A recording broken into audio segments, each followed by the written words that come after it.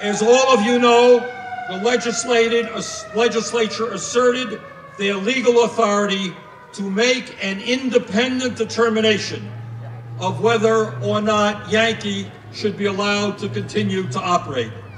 And the Vermont Senate spoke strongly, decisively, in a 26-4 bipartisan vote that the contract with Vermont Yankee should not be extended. Thank you, Vermont Senate.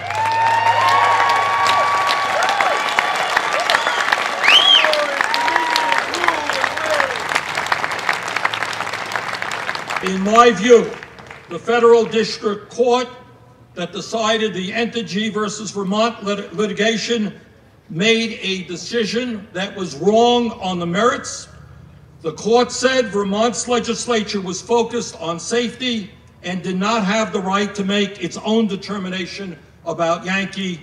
But we all know, and the Vermont state legislature knows, there are a number of reasons above and beyond the safety issue that makes it legally right for the Vermont state legislature to act and to shut down nuclear power. And there are a number of reasons. Let me just touch on a few. For example, one could argue that Vermont Yankee is simply not reliable. After all, it did suffer cooling tower problems in 2007 and 2008, including a cooling tower collapse, reducing output at the plant for several weeks. This accident cost Vermont utilities over $6 million when they had to go out and buy higher priced electricity. And in fact, those utilities are now suing Entergy to recover their money. So reliability is an important issue. Furthermore, one could argue that Vermont Yankee is simply not economical. In fact, Vermont's largest utilities rejected contract offers from Entergy because they found energy providers that were providing electricity at a lower cost. The Vermont Electric Cooperatives Board voted 9-1 against renewing a contract with Yankee. One could further argue that Entergy is simply not a trustworthy business partner.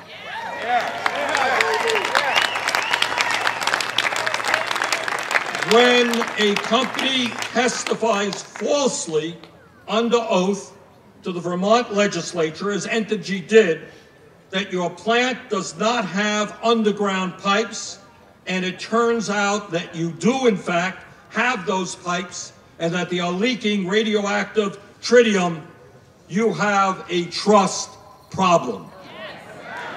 And let us all remember that even the previous governor's commissioner at the Department of Public Service, who supported Vermont Yankee, publicly questioned the trustworthiness of Entergy as a business partner for the state of Vermont. These are just a few of the legitimate non-safety issues regarding Yankee, which make it very clear to me that the state of Vermont does have the legal right not to extend Vermont's contract under federal law.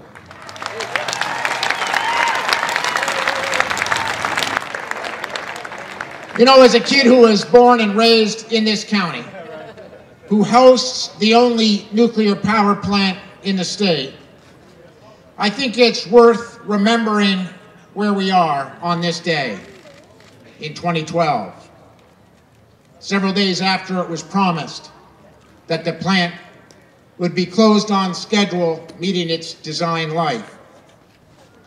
The first promise that was made by Energy Louisiana when they bought the plant was that it would be shut down on schedule in March of 2012.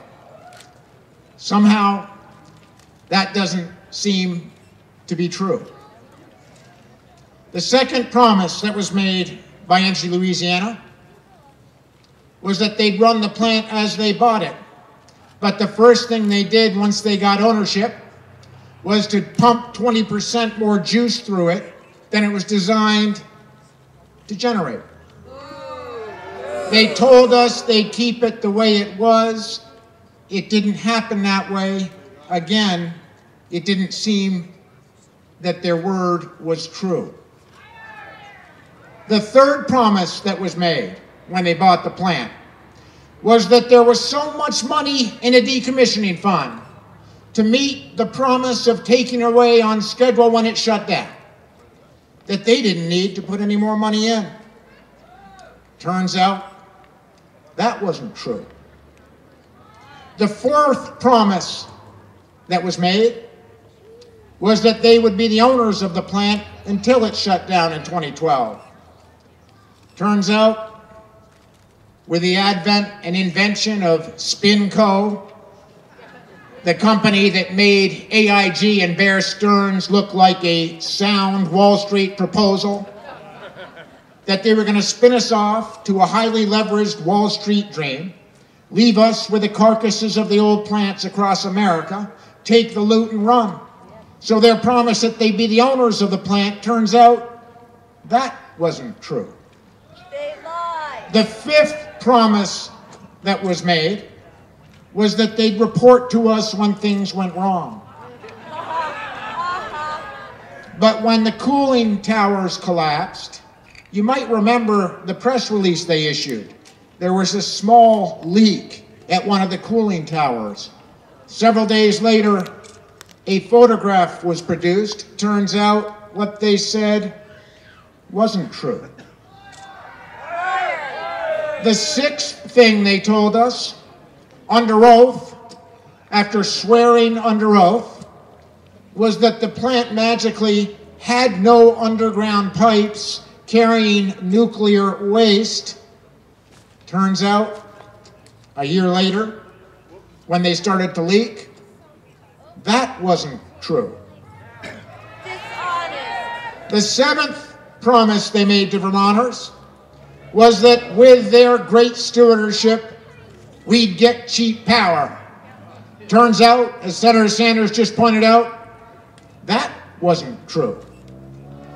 The eighth promise made by Energy Louisiana to Vermonters was that they would abide by our laws of the great state of Vermont. Turns out that wasn't true. The ninth promise that was made by Energy Louisiana was that they would abide by the memorandum of understanding that they signed under oath with the Public Service Board, agreeing to comply with Act 160 and agreeing to comply with the vote of the legislature, yes or no, about whether their continued operation was in the best interests of Vermont. They supported the bill, they supported the legislative vote, until suddenly it didn't look like it might go their way.